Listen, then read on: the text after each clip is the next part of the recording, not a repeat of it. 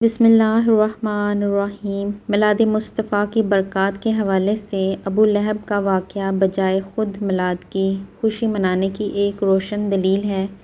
جب حضور کریم صلی اللہ علیہ وآلہ وسلم کائنات میں جلوہ آرا ہوئے تو ابو لہب جو کہ حضور کریم صلی اللہ علیہ وآلہ وسلم کا حقیقی چچا تھا کی لونڈی صوبیہ نے آ کر ابو لہب کو بھتیجے کی ولادت کی خبر دی۔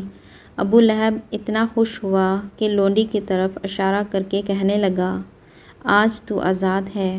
ابو لہب نے میلاد مصطفیٰ پر جس مسرت کا اظہار کیا، اس کا اسے جو فائدہ ہوا وہ بخاری شریف میں یوں مروی ہے۔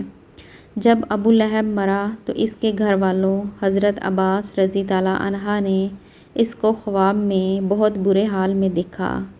پوچھا کیا گزری؟ ابو لہب نے کہا، تم سے علیحدہ ہو کر مجھے خیر نصیب نہیں ہوئی۔